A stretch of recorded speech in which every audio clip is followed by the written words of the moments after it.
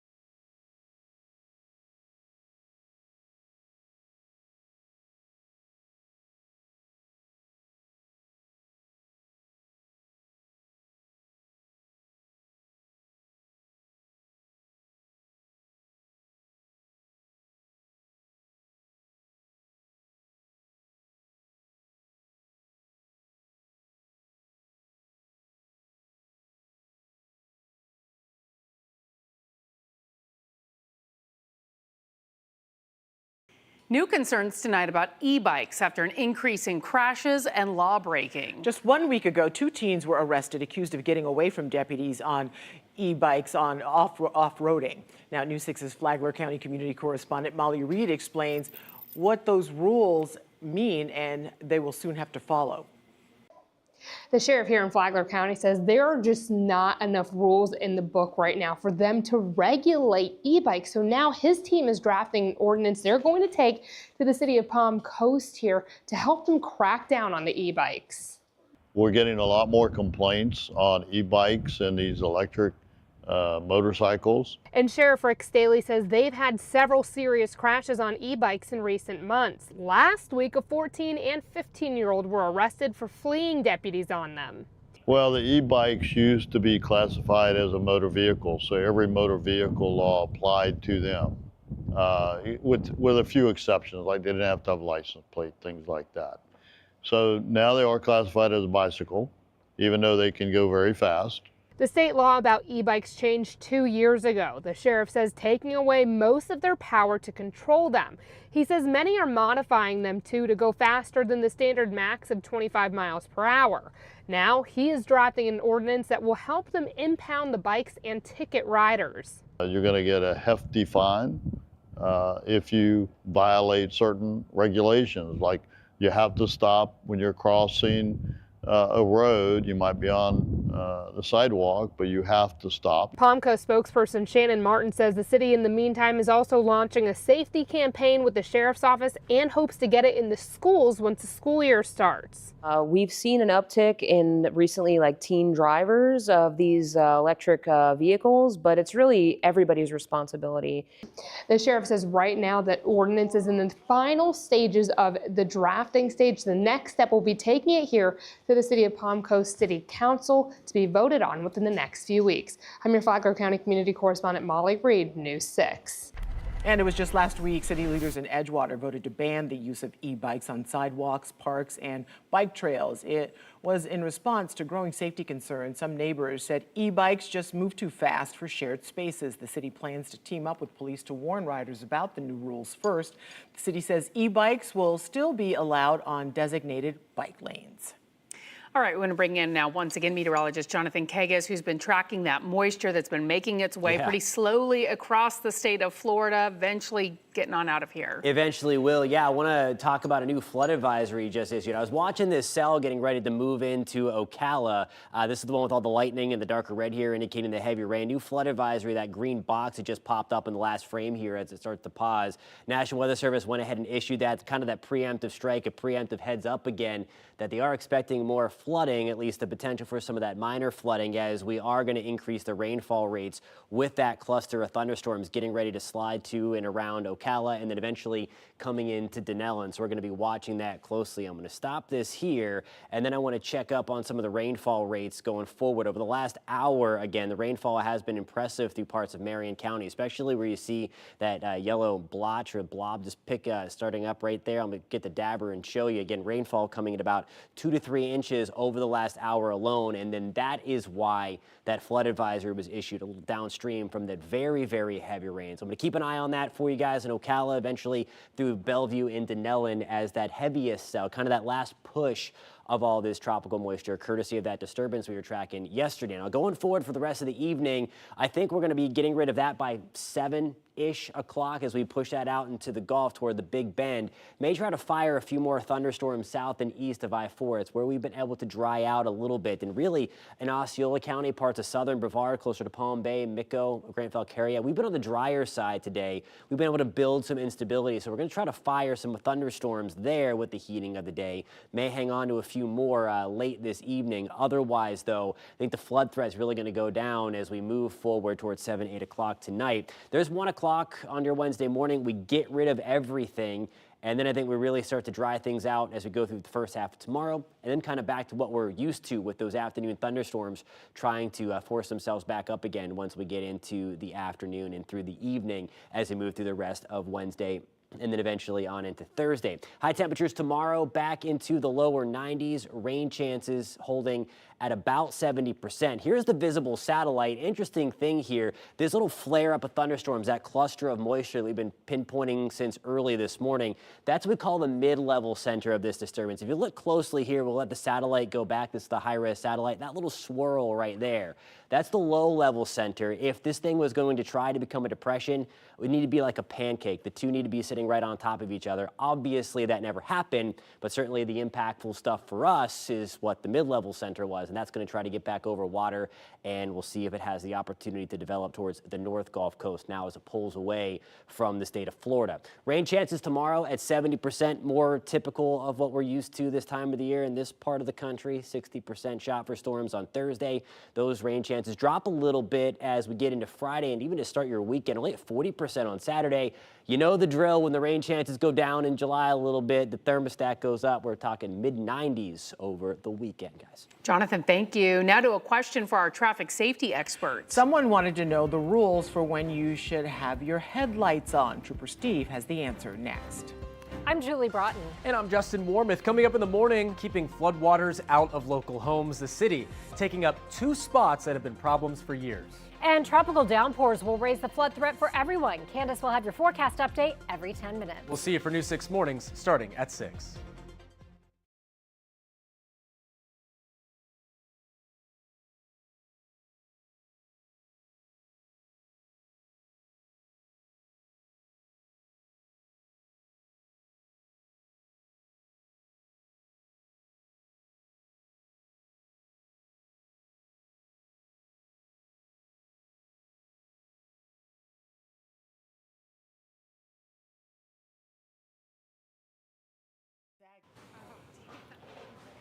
Hey, pal.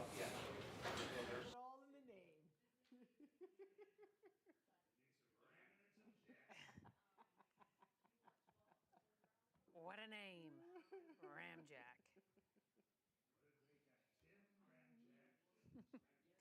Tim Apple.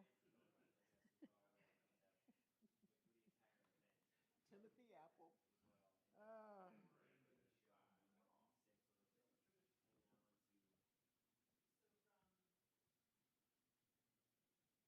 Port St. Lucie, is that in our area? No, Where is that? I think it's southwest Florida.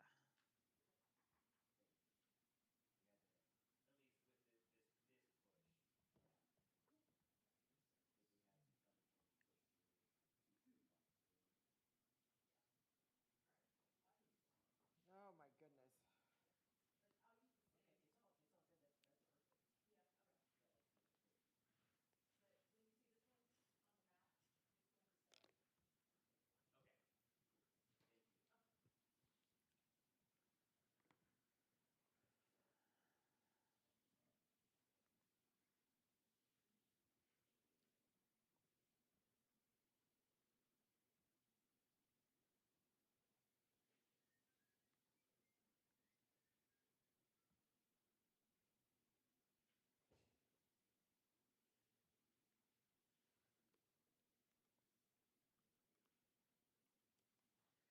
All right, let's start reading the 5 o'clock. Just in time.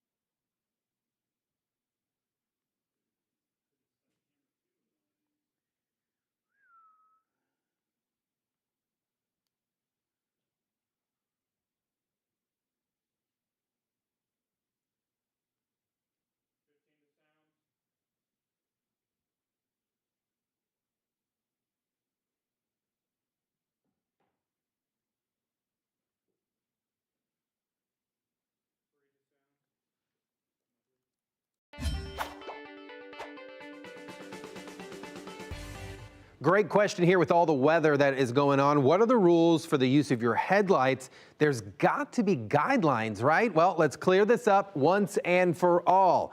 When do you actually have to turn on your headlights? By law, it's not just whenever you feel like it out there. There are rules for this stuff. So first, sunset to sunrise. If the sun's down, your lights should be on, even if you can still see some light out there. Second, anytime you can't see clearly for 1,000 feet ahead of you. Think heavy rain, fog, smoke. Basically, if you're squinting your eyes, it's time for those headlights. And this one catches a lot of people off guard. If your windshield wipers are on because of the rain, your headlights have to be on as well. Those little Florida sprinkles, yep.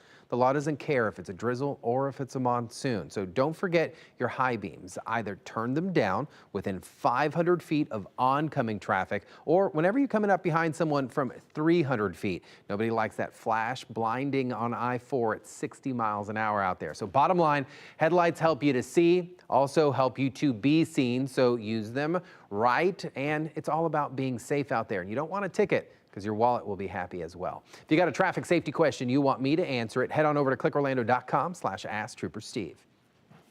News 6 at 5 is next. Anchor Matt Austin is in the newsroom with what's ahead. Well, part of the reason the White House says they've been putting a number of tariffs in place is to bring jobs back to America, especially manufacturing. Well, what if I told you luxury campers were made not just in the U.S., but right in your own backyard? I got an inside look at how they're navigating a changing economic landscape.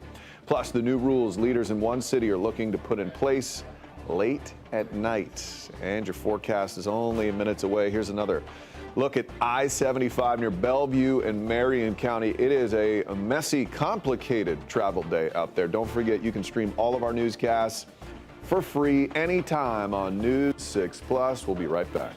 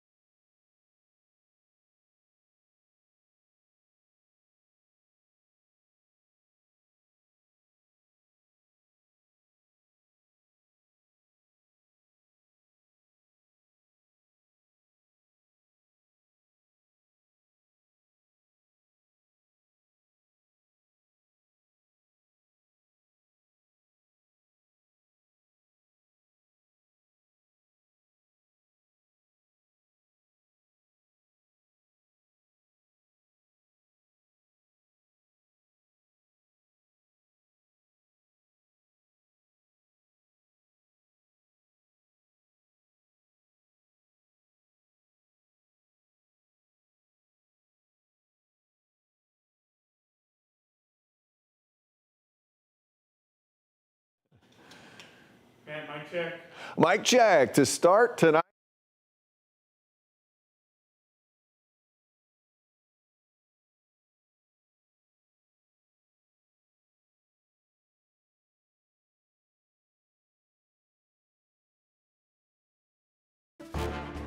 Now at 5, a rainy day across Central Florida leading to flooding issues in some places. Plus, These are Floridians building a product that is known throughout the world. I'll bring you inside the local business proving American manufacturing is alive and well. You're watching News 6 at 5. We start tonight with flooding concerns across Central Florida after early morning storms were followed by a rainy afternoon. Officials in Edgewater say crews were out all morning to address water on the roads that pooled up from all that rain. And parts of Brevard County saw issues. Nearly 7 inches of rain fell there in 24 hours. Meteorologist Jonathan Kagas told you these downpours were coming in his forecast last night. What can you tell us about tonight, Jonathan? Yeah, we're trying to get rid of them right now, at least that push of widespread stuff that started early this morning along the Space Coast. We're now watching it all push into Marion County, watching for the potential for a little bit of flooding, especially around to the southwest of Ocala right now, where we just have had very, very heavy rainfall, upwards of about 2 inches of rain per hour falling through most of the county. The good news is, again, the colors that were bright red are getting a little bit lighter, turning more yellow and green. That indicates that the storm is weakening. It's also losing some of the lightning, also indicating that we're watching the oomph of this storm kind of fade away a little bit. So some good news. So hopefully we're going to alleviate any of those flooding concerns. Certainly we had them across parts of Central Florida today through Volusia and especially Brevard County. You see that big bullseye there from about Mims into Scottsmore, anywhere from 5 to 9 inches of rain falling, certainly causing some flooding issues. For more on that, we're going to send it over to James Sparvero. In North Brevard, several inches of rain have fallen in this flash flood warning, with more rain yet to come. I'm seeing what some of that rain is doing to the properties around here right now. This is close to the post office. Okay, and now I'm in the Fawn Lake neighborhood. This is west of I-95. I've met Tom, who lives here, and he wanted to show me what he says is usually not Fawn Lake, but right now, after all that rain, it's looking like part of the lake, Tom. Right. When it rains, Fawn Lake is underwater, and God forbid we get a hurricane. Does this remind you of Hurricane Ian in 2022? I know it really came down in North Brevard then. Yes, yeah, this is identically as bad as a hurricane, and this is just one typical Florida rainy day. My concern is a lot of the power grid is underground, which means it's underwater right now, and in furtherance, I'm afraid foundationally, a lot of the homes are going to fracture or break or sink because of the fact of the dirt, construction, sand, everything is so soft. I asked the county, and fortunately, they told me they have no reports of anyone being hurt or needing rescued from any flooding today. In Mims, Brevard County, I'm your community correspondent, James Sparvero, News 6. James, thank you. And News 6 has learned within the last hour, Red Cross Disaster Action Team volunteers are currently in Brevard County working to assess damage and provide emergency assistance where needed, including providing cleanup and comfort kits. Volunteers will remain there for the coming days. And as long as you can do so safely, we would love to see the weather where you live. You can take out your phone and scan the QR code on your screen. It'll take you to our Pin It page on clickorlando.com where you can upload any photos or videos in your area, and you may see them on TV. We are staying on top of breaking news out of Flagler County. The city of Palm Coast voted to formally ask the governor to remove Mayor Mike Norris from office. The city council voted 4-1 to ask the governor for the removal, the lone dissenting vote being the mayor himself. They also issued a second censure, calling the mayor's behavior, quote, toxic and a clear and present danger to the community and staff. A Volusia County man is facing charges. Police say he tried to poison his ex-girlfriend with bleach. Woman said she went to Edwin Guzman's house to pick up her things yesterday after they broke up. She said she brought her stuff back to her uncle's house in Deltona, which included a bottle of vodka. You see the officers sniffing in this video here. The uncle suggested maybe they have a drink to calm down, but as soon as he took a sip, he spit it out, saying it tasted and smelled like bleach. Volusia Sheriff's deputies called the woman to ask Guzman to ask him about it and say they heard him admit to putting bleach in the bottle and some other things his ex picked up. Guzman was charged with poisoning food or water, a felony. He was taken to jail where he's being held on no bond. Deputies say because the two lived together before this happened, it qualifies as a domestic violence incident. If you or someone you know is in an abusive relationship, there is help available. Harbor House of Central Florida has a 24-hour confidential crisis hotline. The number's on your screen, 407-886-2856. This week, you will have another chance to weigh in on plans to connect the 417 to Sanford's airport. Officials have been talking about the best way to do that for nearly 2 decades now. Your community correspondent, Catherine Silver, is taking a deeper look at the most favored route and the impact it could have. There's only so much traffic this 4-lane stretch of Lake Mary Boulevard can take near Sanford's airport. And by 2050, officials expect more than 36,000 cars will drive this path every day. I drive it every day. I've been here 4 years, and we've noticed a definite increase in traffic on Lake Mary Boulevard. Drivers we spoke to Tuesday say they would appreciate anything to ease congestion. A proposed toll road connecting the 417 to the airport would give them another option. The preferred route that's most likely to make it to construction starts near the Lake Jessup Toll Plaza and heads northeast. But progress comes with a price. That route cuts through homes and properties. You know, it's always tough when they take your house for eminent domain. Our News 6 team has spoken to homeowners in recent years about the impact. We bought here as a long-term investment.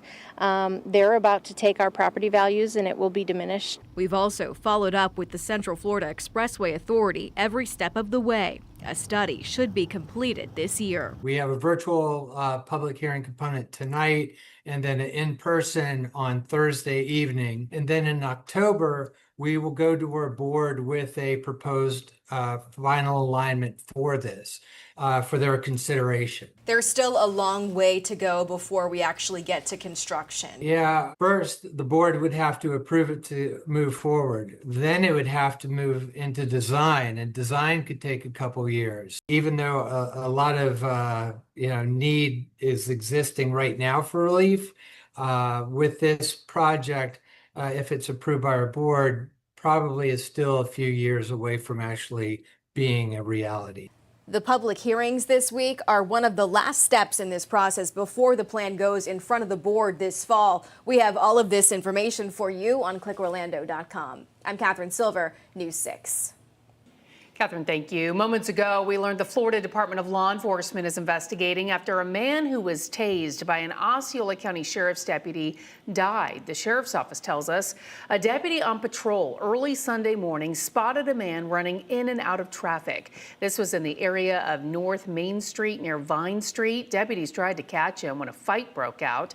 The Sheriff's Office says a taser was used, and after the man was placed in handcuffs, he became unresponsive and died at the hospital. The man has been identified as 31-year-old Derek Bonet Rodriguez. Again, the Florida Department of Law Enforcement was contacted to investigate the use of force. We'll let you know as soon as we get more information.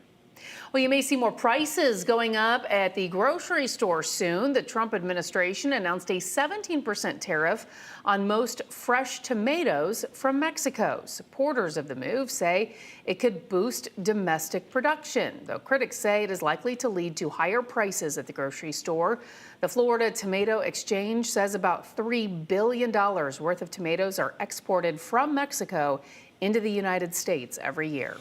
Now, part of the argument for these tariffs is to bring back jobs to the United States. You hear it all the time. Manufacturing in the United States is dead. It's all been shipped overseas. Well, you might be surprised to learn it's not entirely true. In fact, I recently visited a luxury RV manufacturer in Sanford to ask how they're surviving in the current economy of inflation, tariffs, and labor shortages.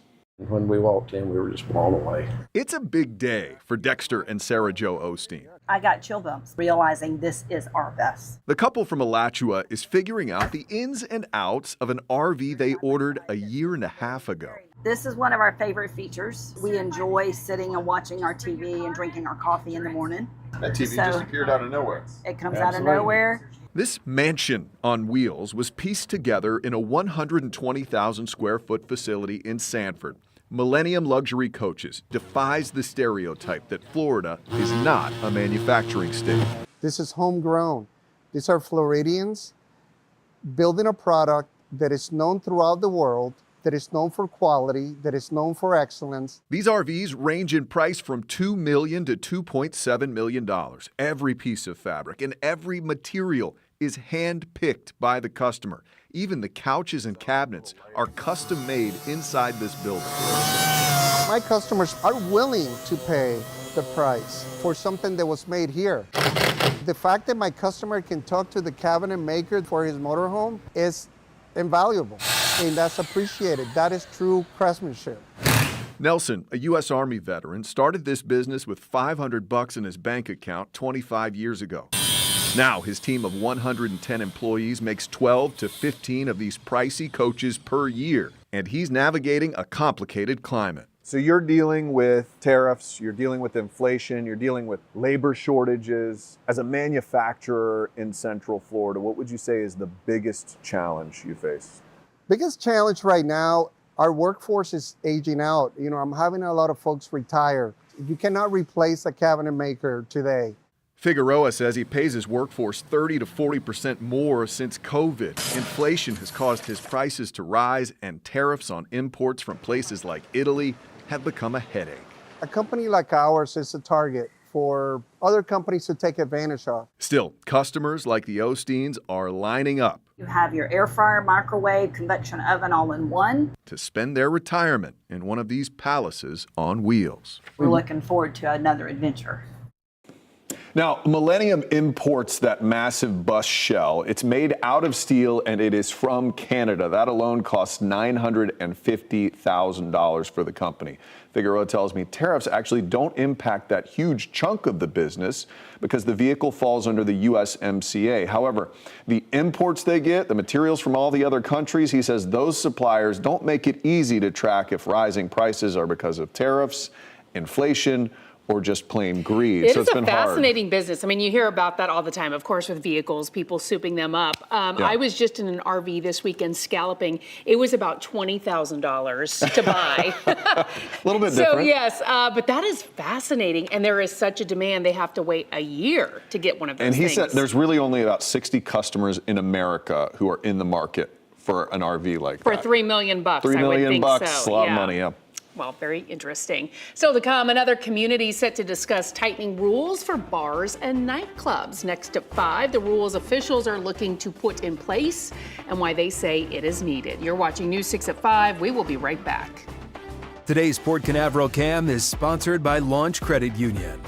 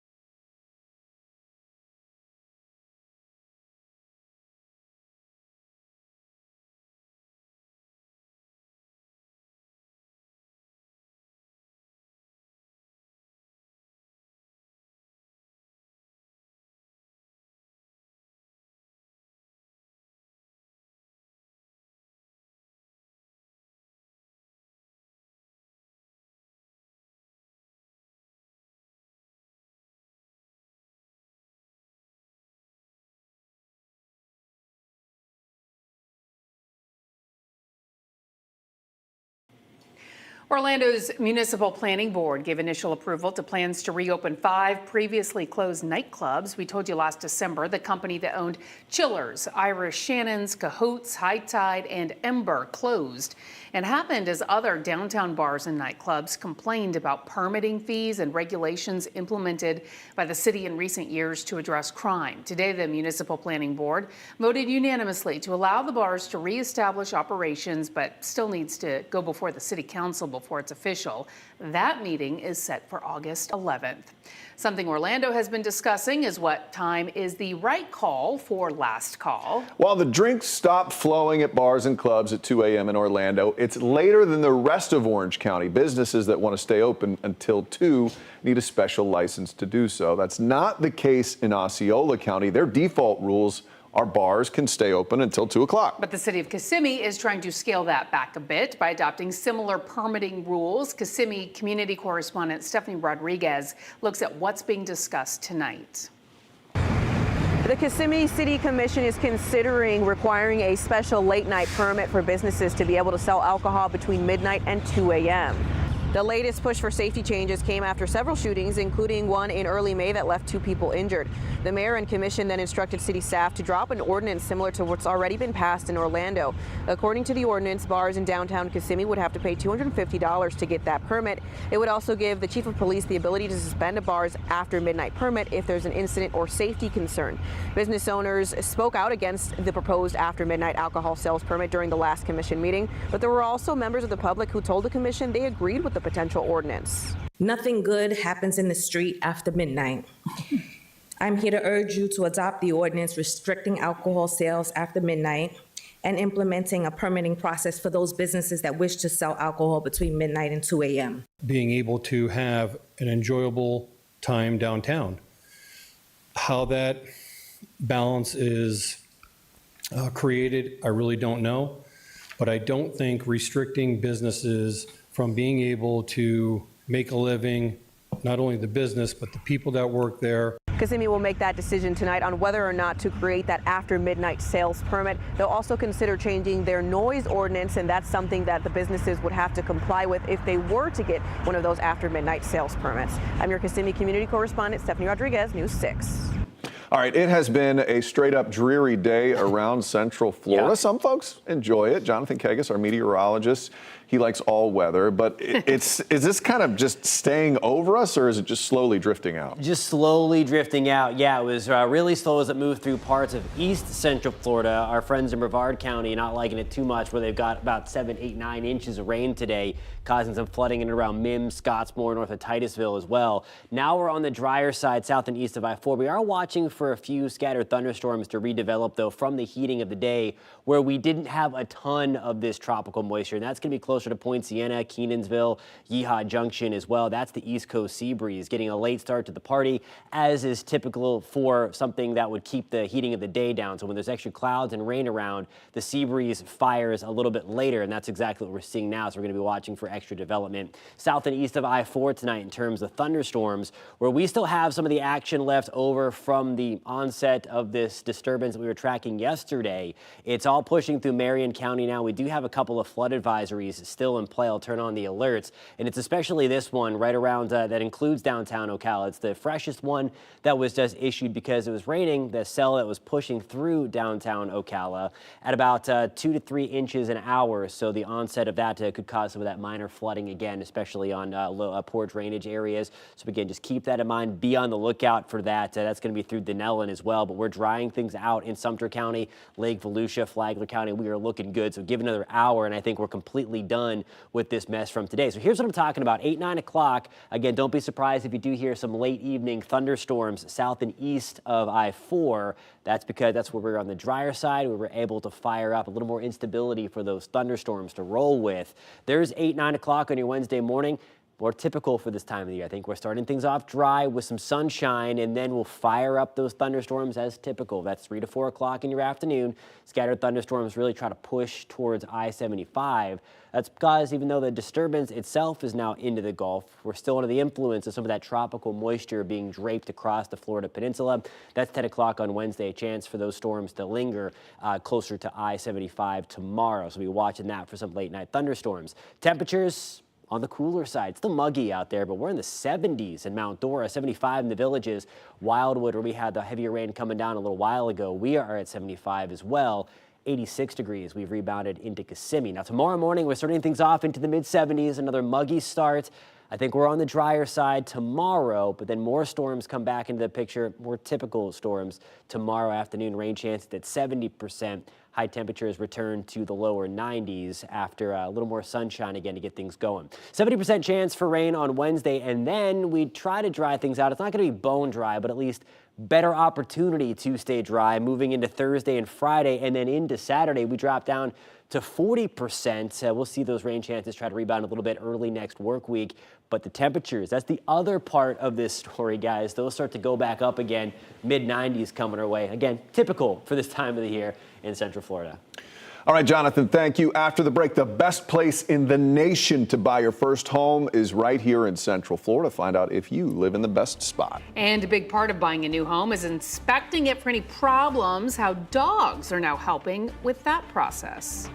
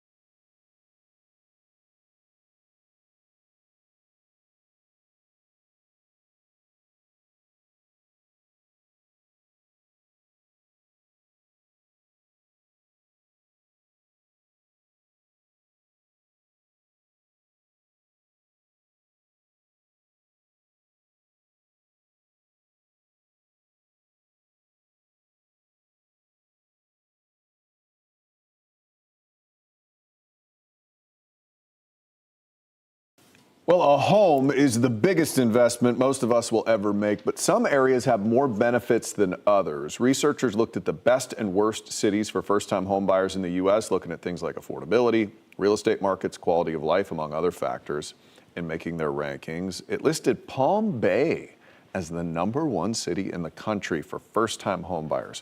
Orlando was also on the list. The city beautiful came out in #8. In all, 12 cities in the Sunshine State were listed in the top 50. You can find the entire list in this article at clickorlando.com.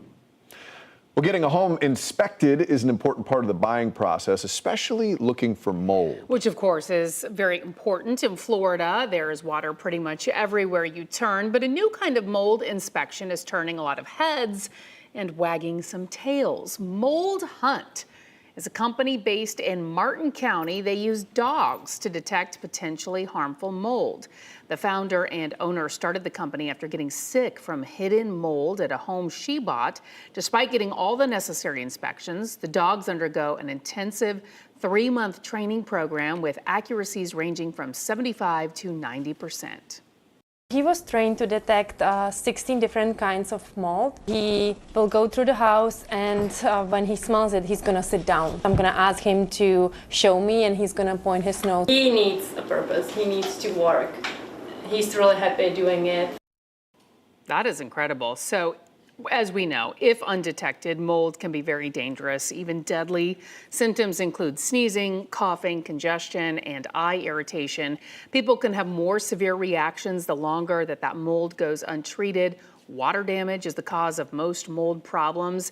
The Environmental Protection Agency recommends drying water-damaged areas within 1 to 2 days to prevent mold growth. Now, I will trust a dog.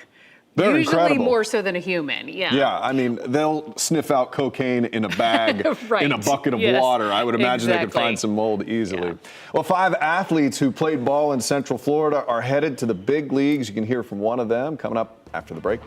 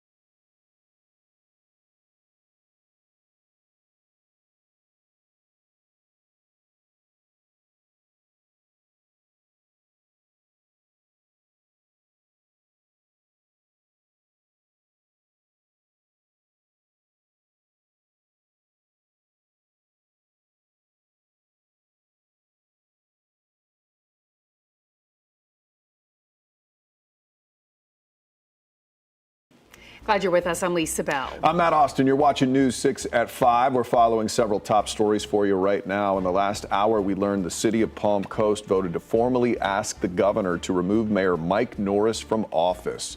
The city council voted 4-1 for the removal. The lone dissenting vote was the mayor himself. They also issued a second censure, calling the mayor's behavior toxic and a clear and present danger to the community and staff. This week, you will have another chance to weigh in on plans to connect the 417 to Sanford's airport. Officials have been talking about the best way to do that for nearly 2 decades now. By 2050, officials expect more than 36,000 cars will drive on the stretch of Lake Mary Boulevard near the airport every day. Several inches of rain have fallen under a flash flood warning in North Brevard County. This is what it looks like in the Mims area this afternoon. News 6 learned that the Red Cross Disaster Action Team volunteers are currently in Brevard County working to assess damage and provide emergency assistance where needed.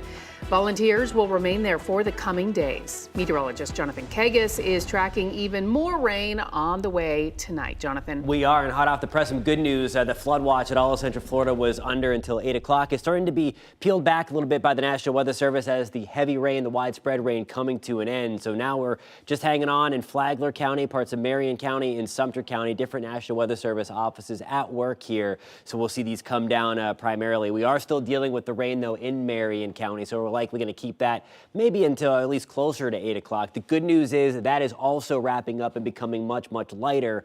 Where we had some of those minor flood concerns, especially around the Ocala Airport and through Denellen, we still are hanging on a few heavier downpours, mainly to the west of 75 now. Those are going to be wrapping up after some impressive rainfall totals over the last 12 hours. Lake Woodruff picking up a little more than 4 1/4 of rain. DeLand almost 4 inches, about 3 3/4 of rain. Daytona Beach coming in with 2 inches and much, much more in northern Brevard County. We're going to time out those storms and talk about more storms coming your way, more typical storms coming your way tomorrow at about 5:47, guys. Jonathan, thank you. This past weekend, Tavares police were called to a deadly hit and run on Alfred Street, just outside of downtown. Police say the victim, Frank Carrasquillo, is a veteran, was riding his bike when somebody hit him and took off. Your Tavares community correspondent, Emily McLeod, spoke with police on how you can help and talks to the victim's brother about this tragedy.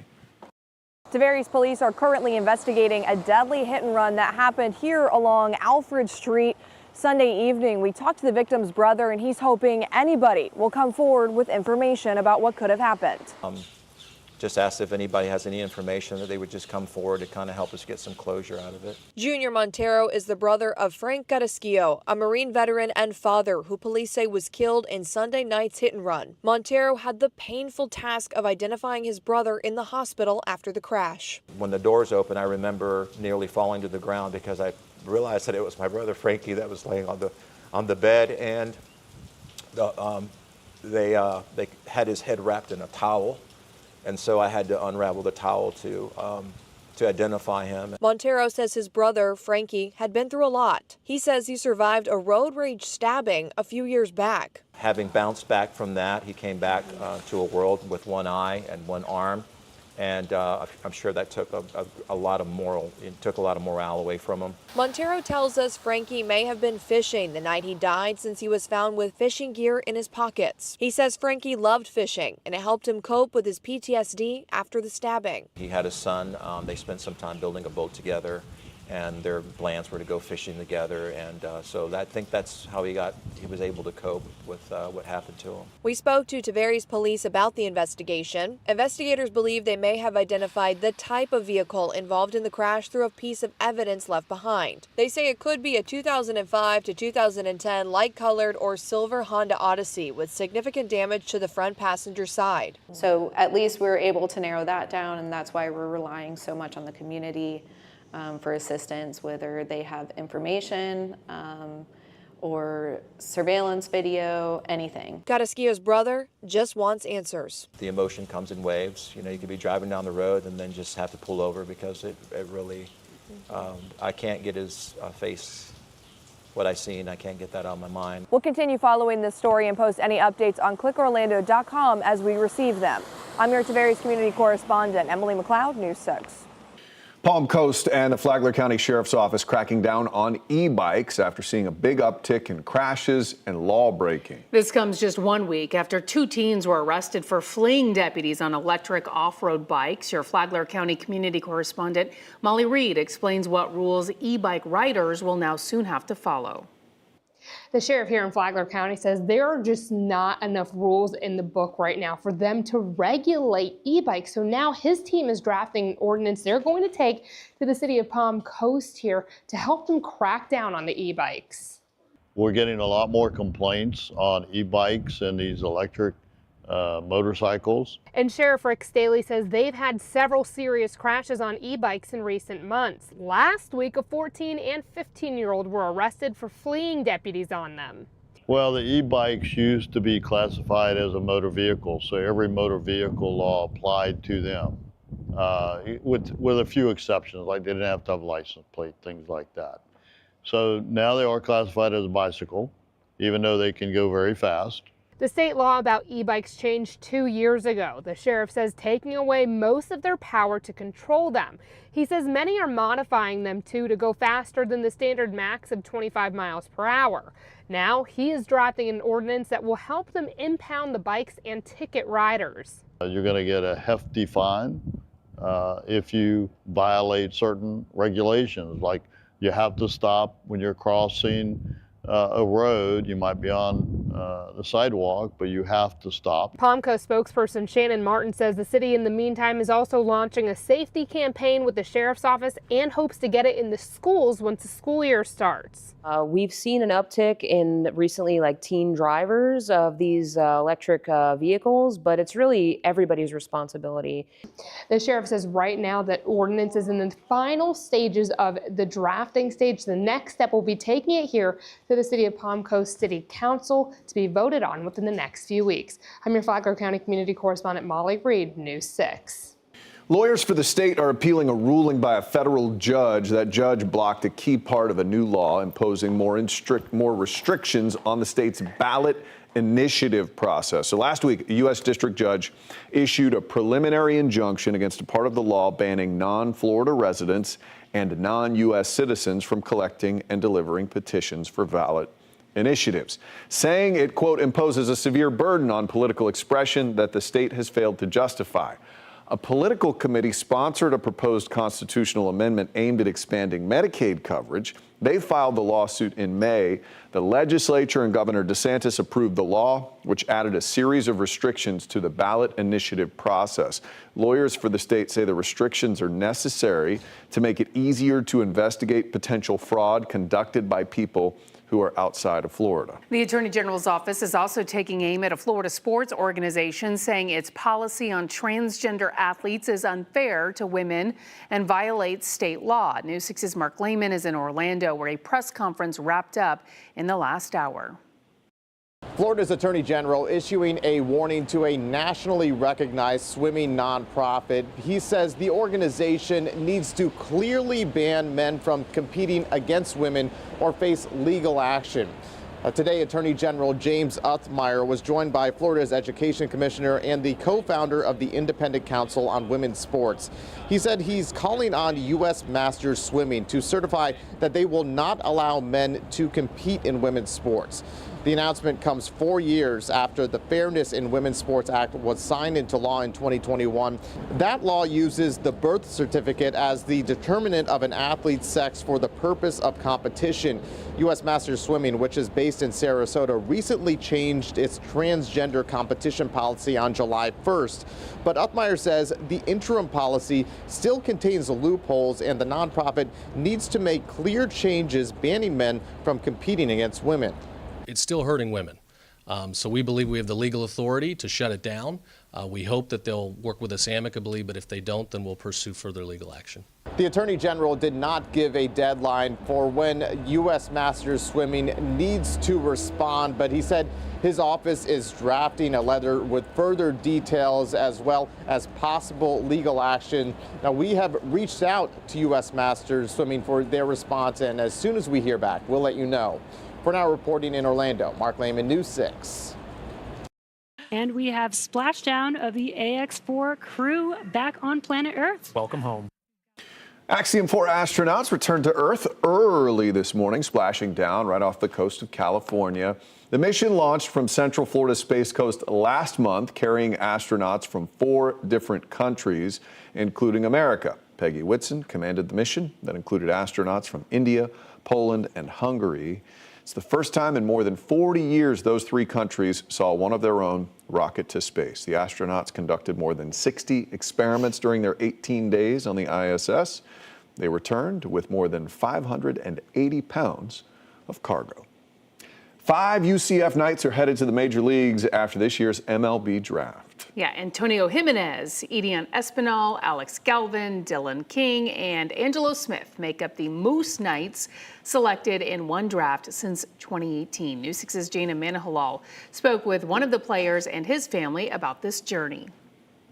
Third round came around and I get a phone call saying, how would it feel to be a Met right now? And I was like, man, lock it in. Antonio Jimenez is one of 5 UCF baseball players to get drafted into Major League Baseball this year.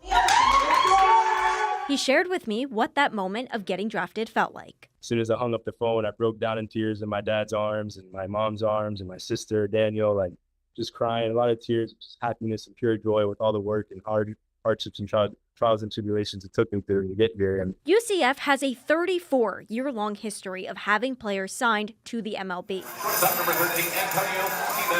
Coach Norberto Lopez shares his thoughts on that legacy. It means a lot to us because it's telling us that our programs are working. We really make everything to the individual. We don't try to cookie cut what we do with our guys. Antonio was picked up in the 3rd round by the New York Mets. His family shares that he was not always the confident draft pick that we see today. He had some obstacles that he was able to overcome.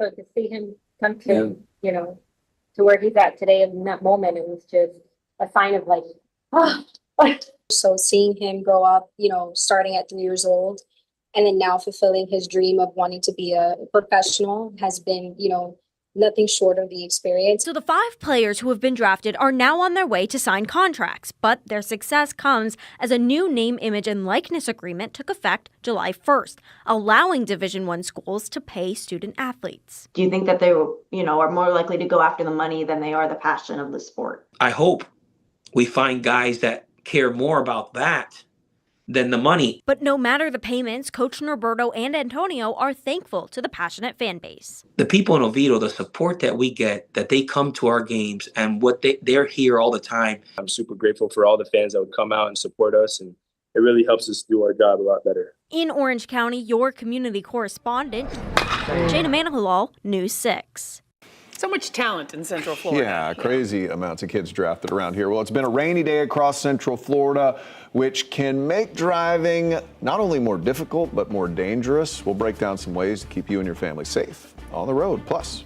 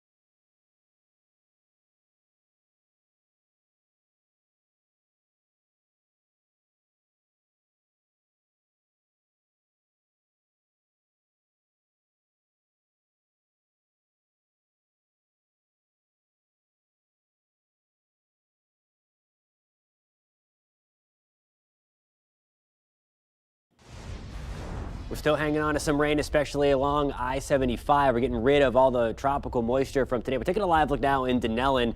It is still raining, but certainly some breaks in the clouds on the horizon as everything's pushing to the west. It's courtesy of WeatherStem there, their live look in Denellen. We have a few of those downpours again on the northwest side of town. Again, just a few light showers now, as we just saw live in Denellen. All of this is sliding from east to west. We're watching for a few downpours trying to get going along into the southeast of I-4. This is where we've been relatively drier today. We can get a little more instability going to get those late evening thunderstorms. So just watching that, but you see there as we go towards 6, 7 o'clock, the first push, really what we've been dealing with through most of Central Florida all day, is getting on out of here. A few scattered downpours, again, going to be with us through the evening, mainly along again in southeast of I-4. Tomorrow, it's more typical. We start things off dry with some sunshine and humid day tomorrow because of all the extratropical moisture, courtesy of the disturbance that brought us all the rain today. That's 3 o'clock tomorrow with a few storms, and then hanging on tight, especially with more storms focusing on the western side of Central Florida, closer for us along I-75. So Denellen again,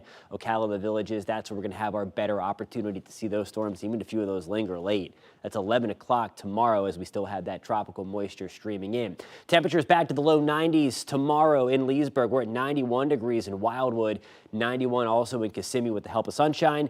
Again, we get our temperatures to perk back up into the lower 90s. Visible satellite showing the story here, this big cloud, if you will, this big bubble of white. It's the visible satellite picking up on the mid-level portion of this disturbance that we were tracking yesterday, moving inland. If you look closely here as this loops around right there, there's another little swirl.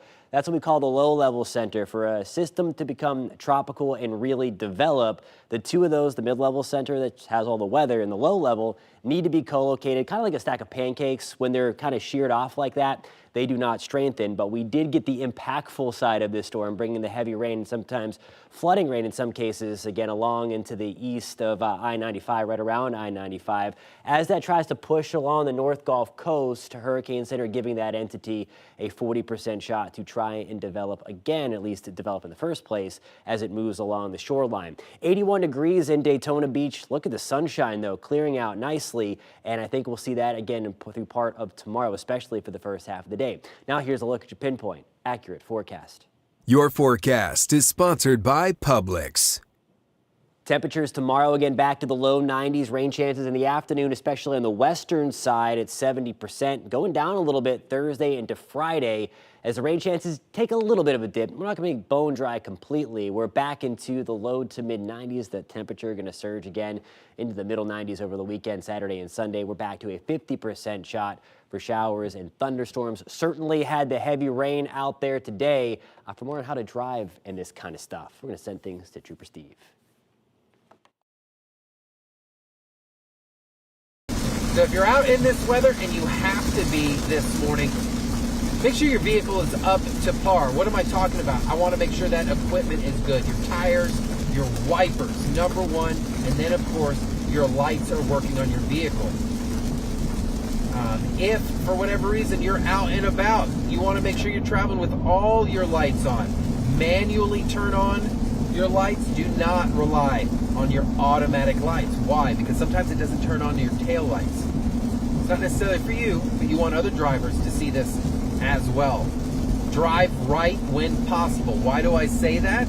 I want you to be in that right lane because if something was to occur, it gives you the opportunity to get out of the way. And of course, other drivers, let them just go. Let them go. All right. What do I want you to avoid? No cruise control. No cruise control at all. You lose that connection with the car, guys. I want you to have that contact, that one-on-one with the car. Of course, at or below the speed limit, we've been well below. I'm in a 70 zone right now, and we're cruising at 55 miles an hour. Other traffic right here with us this morning.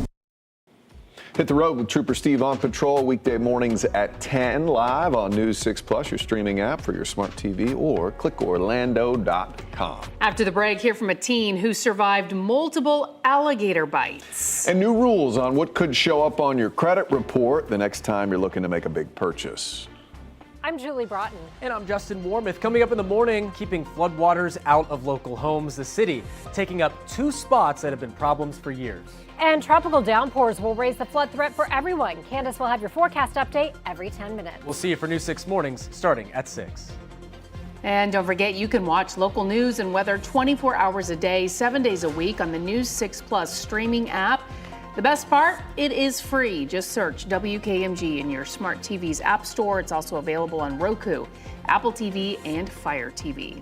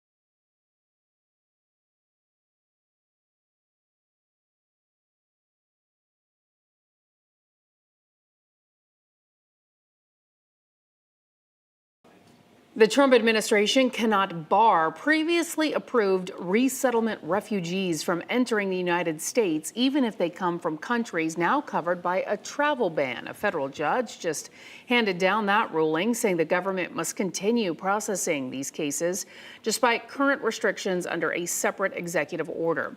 The court order also calls on the government to identify every eligible refugee case and begin processing them immediately, noting delays could leave vulnerable refugees in an ongoing legal limbo. Meantime, another federal judge is overturning a Biden-era Consumer Financial Protection Bureau rule. Americans' unpaid medical bills will remain on their credit reports. After all, a U.S. district judge in Texas found the rule exceeded the Bureau's authority under the Fair Credit Reporting Act. Act. The rule would have removed nearly $50 billion in medical bills from credit reports of 15 million people and boosted a person's credit score 20 points on average. The CFPB said medical debt on credit reports is not a good predictor of a person's ability to pay other loans. Opponents said if the rule was left in place, lenders might not have an accurate picture with which to make lending decisions. A teen is sharing her story after a dangerous encounter with a real-life dinosaur. Summer High Note says she was swimming in a creek in Okaloosa County 3 weeks ago, but as the 15-year-old was getting out to go home, something happened. I had felt something latch onto my leg, and I didn't know what it was at first, so I just turned my body around and started punching it in the head. Ooh. Turns out it was a gator. The gator let go, then grabbed again, dragged her under the water, shook her around. She eventually broke free when a friend came to help. My friend, he came up to me and I was like, "Is my leg still there?" And he was like, "Yes, you're fine, it's not that bad. We have to get up." He's like coming up from behind. So he had to pick up me and my other friend because my other friend was freaking out and run up the bank into because it's higher than the rest and the gator couldn't really climb up. So he had to pick both of us up at the same time and run up there. Could you imagine? Is my leg still there? I'd be freaking out too. Based on the size of the bite, officials think the gator was at least 10 feet long. Wow. It's amazing she got away. When asked what others should do if faced with a similar situation, Summer said, just start praying. Well, that and punching the gator in the face. That helps. Like she the did. nose is the sensitive part. Yes, we've had a on case like that here. In Moss Park, I think, yeah. Exactly, Lake Nona area. Ginger Gadsden is in the newsroom with what we are working on for News 6 at 6. We are staying on top of a big story in Flagler County, a new push to remove the Palm Coast mayor. The people who live there say they are fed up. I'm Catherine Silver on the 417 in Seminole County. We're looking at the potential impact of connecting this toll road to Sanford's airport. You have the chance to weigh in at public hearings this week.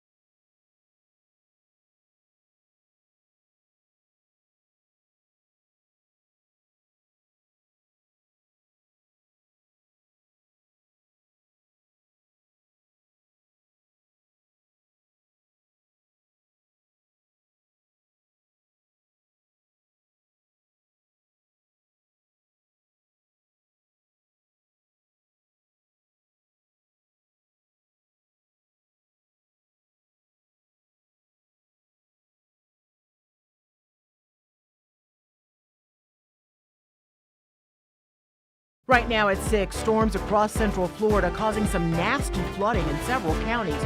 We're live in Brevard County, and you know, it's It's always tough when they take your house for eminent domain. Progress that comes with a price. A plan to expand a massive expressway crosses through homes in Seminole County.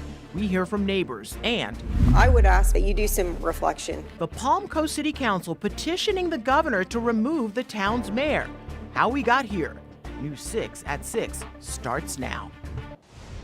And we are hanging on to just a few lingering downpours from this main push of tropical moisture coming through. About to wrap things up, but there we go in Marion County. They were the last little bit there as this disturbance, at least what's left of it, moves into the Gulf Coast right now. That will continue to move west and will have the potential to become a tropical system as it moves west through the Gulf now away from Florida. We're also watching a redevelopment of a few scattered downpours and thunderstorms where we didn't see as much of the rain today. We were on the drier side, the further south of Orlando you were, especially into parts of Osceola and into Brevard counties. Flood watch continues for us in Marion and Sumter counties until 8 o'clock tonight. We'll talk much more about that, guys, coming up at about 6:17.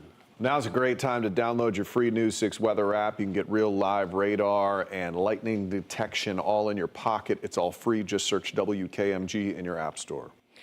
And when it rains in our area, we know to be on the lookout for flooding. And today, it did not take long before we found it. This is a look at the water. It's in Mims off US 1 and Irwin Avenue. News 6's Troy Campbell is there live now. And Troy, tell us what you're seeing. Yeah, right now we're standing right at that intersection that you just mentioned. I'm wearing my rain boots because if you take a look behind me, you can see the water going all the way up to this small apartment complex. Now, the people who operate this building say that there's about 18 inches of water inside. The Red Cross is also out here to help provide resources. We're told for the residents of the 9 units that are currently rented out. Even one of the Red Cross volunteers told us her home nearby was damaged from this flooding this afternoon. We're told that there is also more flooding down the road from here. We did speak to the property manager of this complex who says she's thankful everyone is okay. And again, the Red Cross is out here to assist any of these residents. And they do tell us this complex did flood during Hurricane Ian, but never during an afternoon rainstorm. Live in Brevard County, Troy Campbell, News 6. Troy, thank you. We're staying on top of breaking news in Osceola County. A suspect is dead after being tased by a deputy. The sheriff's office tells us a deputy on patrol early Sunday morning spotted a man running in and out of traffic. This was in the area of North Main Street near Vine Street. Deputies tried to catch him when a fight broke out. The sheriff's office says a taser was used, and after the man was placed in handcuffs, he became unresponsive. He died at the hospital. The man is identified as 31-year-old Derek Bonet Rodriguez. FDLE was contacted to investigate use of force in this case. We'll let you know when we get any more information. Developing in Flagler County, the Palm Coast City Council voting to formally request Governor Ron DeSantis to remove their mayor from office. It has been a rocky road for Mayor Mike Norris. Council members first submitted a vote of no confidence in him and alleged he had violated the city charter. That was back in April. Then the mayor took the city to court over it last month, and now neighbors say they're getting tired of the drama. We should have taken you guys to court, not the city, because we paid for it. You guys owe us. I know you guys have hurt feelings. I know you have said things to each other that you should have never said out loud. You need to move forward. Every city council member except Mayor Norris moved to formally request Governor DeSantis remove him and also issued a second censure on the mayor. If the governor does not remove Norris, he's set to hold the spot until fall of next year. The Orange County Attorney's Office will try to engage the federal government to renegotiate details of their current agreements on immigration enforcement. So this comes amid some mounting pressure from the public on the county to sever its ties to ICE. Orlando community correspondent Mike Valenti joins us now from outside the Orange County Jail, which is really at the center of all these talks. So Mike, what are advocates really asking for here? So Matt Ginger, these advocates don't want Orange County Jail to be a hub for nonviolent inmates who are being held on immigration holds but who have no underlying offenses. And the county does have some agency on this front. There's this Intergovernmental Service Agreement, or IGSA as it's commonly known, that the county has had with the feds since 1983, agreeing to house federal inmates at this jail. The agreement was modified in 2011 to include ICE and CBP. Today, the county signaled they're open to renegotiating the IGSA to exclude those immigration provisions. Now, turning to another agreement with ICE, it's 287G. That is where we find county leaders' hands pretty much tied. State law requires local governments to enter into these types of agreements, but County Mayor Jerry Demings maintains he does not have to sign an addendum to that agreement, which would see jail personnel transporting inmates to federal detention facilities, possibly including places like Alligator Alcatraz. That's not within our core responsibility as a county correctional facility to transport federal inmates to other federal detention facilities. That's the federal government's responsibility. Mike, feels like we're seeing a lot of inside baseball here. What will the county attorney's office be asking of the feds now?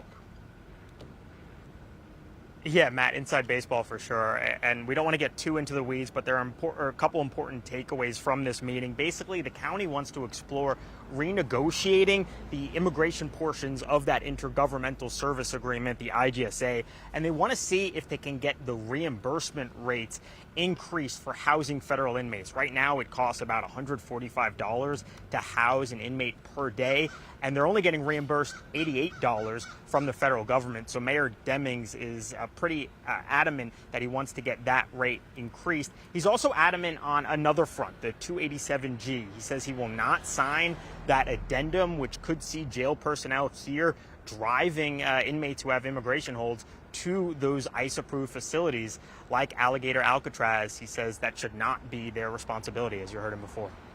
All right, Mike Valenti live for us. Thank you.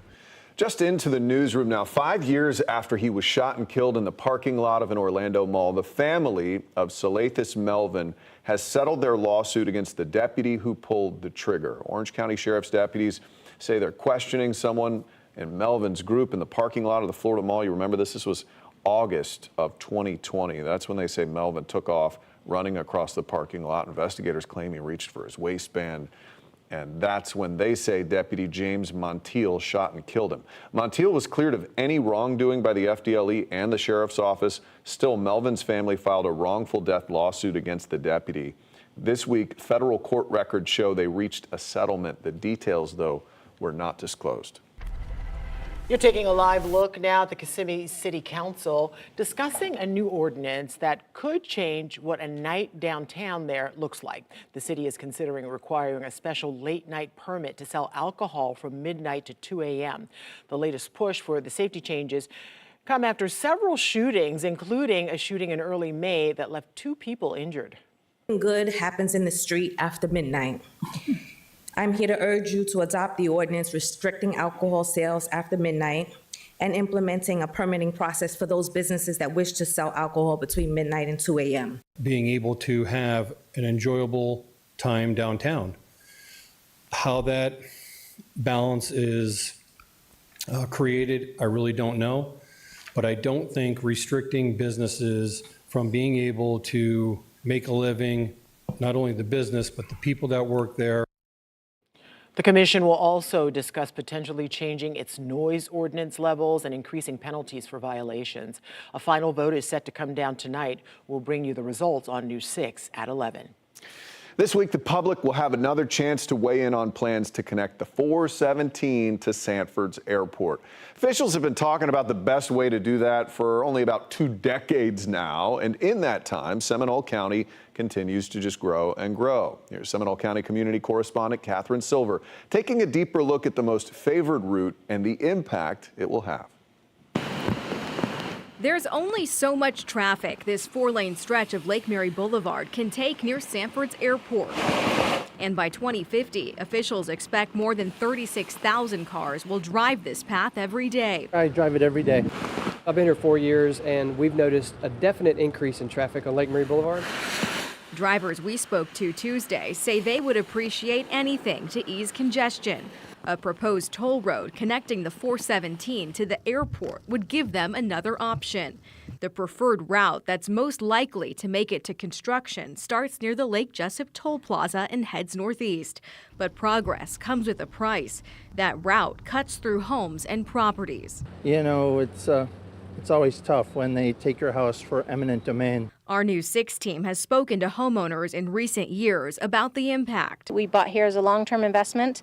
They're about to take our property values and it will be diminished. We've also followed up with the Central Florida Expressway Authority every step of the way. A study should be completed this year. We have a virtual public hearing component tonight and then an in-person on Thursday evening. And then in October, we will go to our board with a proposed final alignment for this, for their consideration. There's still a long way to go before we actually get to construction. Yeah, first the board would have to approve it to move forward. Then it would have to move into design, and design could take a couple years. Even though a lot of need is existing right now for relief, with this project, if it's approved by our board, probably is still a few years away from actually being a reality.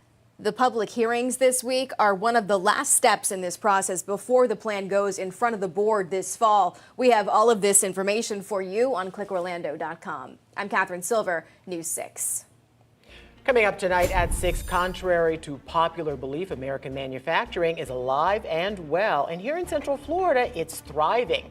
We go inside a local business known around the world. Before we head to break, rainy roads out there. This is a look at I-75 near Ocala. We have a look at your forecast coming up. We'll be right back. This portion of the news is sponsored by Advent Health, helping the communities we serve to feel whole.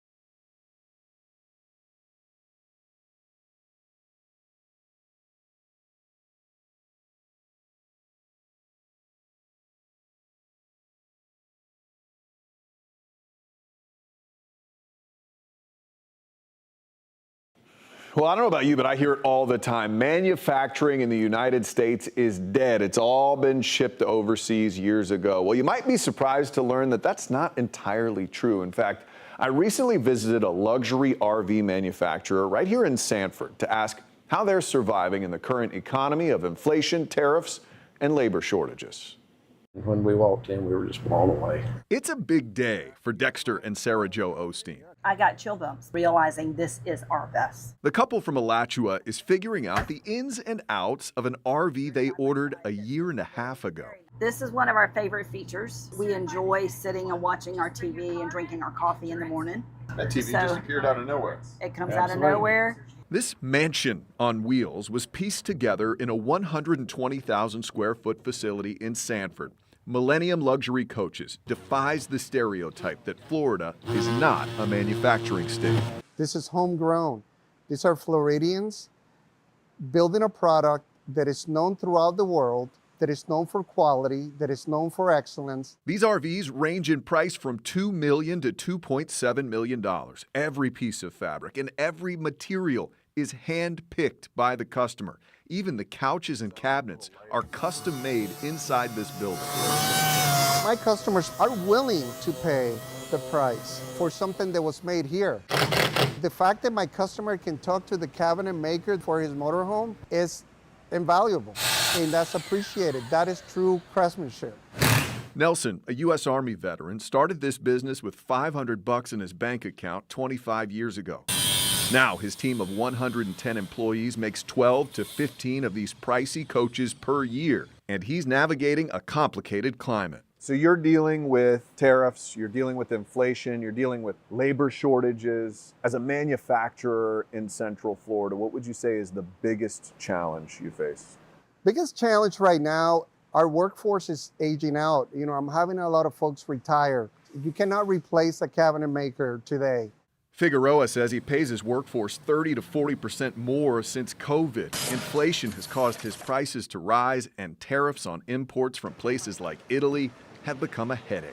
A company like ours is a target for other companies to take advantage of. Still, customers like the Osteens are lining up You have your air fryer, microwave, convection oven all in one. to spend their retirement in one of these palaces on wheels. We're looking forward to another adventure. So it was interesting talking to them. Millennium imports a massive bus shell made out of steel from Canada. So this costs about $950,000 for the company.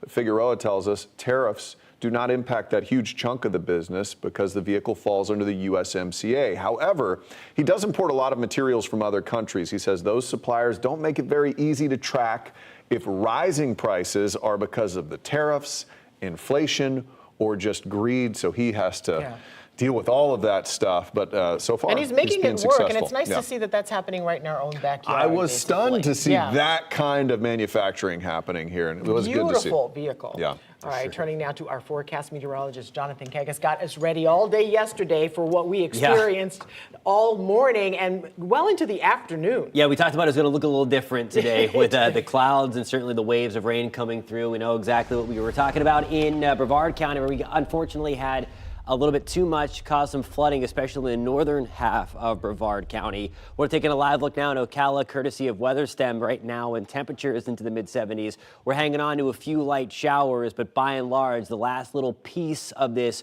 push of tropical moisture is exiting towards the Big Bend as we speak, and we are winding things down. Certainly much quieter now, especially along the I-95 corridor. We've been talking about this for the last couple of hours too, that we'd be watching along and around I-4 for kind of a second push of thunderstorms. This is going to be from the heating of the day, where we were allowed to build some extra instability because we were on the drier side, really south of Orlando. So now here comes our push. It's kind of unrelated from that disturbance we were tracking yesterday. Things are much, much lighter now west of 75, so we're about to close the book on this little disturbance. Now, that disturbance tomorrow slides out to the middle of the Gulf. It also continues to drape that tropical moisture that it brought in for tomorrow. But what it's going to do tomorrow, it's just going to help to aid those thunderstorms get going rather than bring us this big push of moisture like it did today. So you're going to feel the humidity cranked up again. Of course, it is July, but it's going to bump it up a few more notches of what would typically happen. timing that out for you, here's 8 o'clock and future radar catching up on what we're seeing right now with along and around I-4, then really to the south and east for this second round of development coming through. Some of that may linger late into the evening. There's 6 o'clock tomorrow morning. We start things off dry, kind of like what we're used to around these parts in this time of the year. 6 o'clock in the morning, looking dry. Your commute into work looking very nice tomorrow. Once we get to lunchtime, we'll see a few extra clouds bubble up with the heating of the day. And then once we get into the afternoon, into the evening, that's when we're going to increase our storm chances again, especially west of Orlando. There's the I-75 corridor. There's the time, 10 o'clock. Some of those storms can linger late into the evening. Now here's a look at your forecast. Sponsored by Strata Air Conditioning and Heating. AC emergency, you ought to call Strata. Temperatures tomorrow back in the low 90s. We're at 91 in the Villages, 92 in DeLand, 88 in Daytona Beach. We're at 88 in New Smyrna. Rain chances at 70%. About the time we're used to seeing the storms fire back up into the afternoon after a dry start to the morning. Over the next few days, rain chance is going to back off a little bit. Some drier air tries to sneak in. We're at 60% shot for storms on Thursday. That'll drop to a 50% chance on Friday. Note, though, the rain chances come down a little bit. The temperature's going back up. Mid-90s on Saturday. Rain chances at 40%, though. Best opportunity to stay on the drier side over the next 7 days will be Saturday. Those rain chances bounce back up again to 50% on Sunday. A little bit more early next week, but the heat's coming back. It's not that it was cool today, but it was still muggy out there. Yeah. It was sultry. not scorching hot. No, right, exactly. Wow, that's a big uncomfortable. selling point. Yeah, All I right. Thank you, Jonathan. All right, time for sports now. Ryan's in for Jamie tonight. A lot of local baseball fans have a rooting interest in tonight's All-Star game. It is, of course, American League versus National League in Atlanta, and a Central Floridian getting ready to start for the AL. We'll hear from Riley Green's dad and high school coach. And a pair of Orlando City Lions have plans for the MLS All-Star break. We'll tell you about it coming up.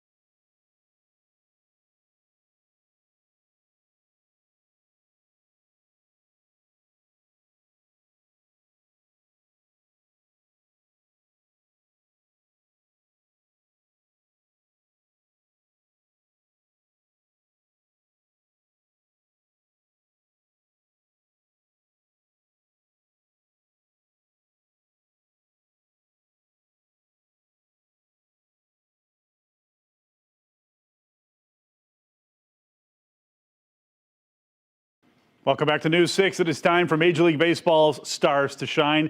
The annual All-Star Game is tonight in Atlanta. A lot of folks around here keeping an eye on Riley Green, the sensational outfielder for the Tigers, who is set to start in the All-Star Game for the very first time. The 24-year-old Haggerty High alum is more than deserving. He is the straw that stirs the drink for the team with the best record in all of baseball. He's hitting .284 with 24 homers and 78 RBIs so far this season. In fact, he's one of 3 Tigers to start in tonight's game. Riley's dad, a longtime baseball and softball instructor in Oviedo, is in Atlanta with the rest of the family and told me days ago that it's his son's mental approach that is a big reason why he's been so successful. Baseball is an absolute amazing game, but it's also vicious because there's a lot of roller coasters, there's a lot of ups and downs. He controls that very well. It's like when you're going, 0 for 30 or 0 for 20, he knows that, well, he's going to get a base hit eventually. So he's very good at that. A lot of guys aren't good at that. But I think that's kind of what makes him who he is today. Well, Riley got his start in Dad's batting cage before honing his craft at Haggerty High. Matt Cleveland, head coach at Spruce Creek, coached Green back in the day at Haggerty.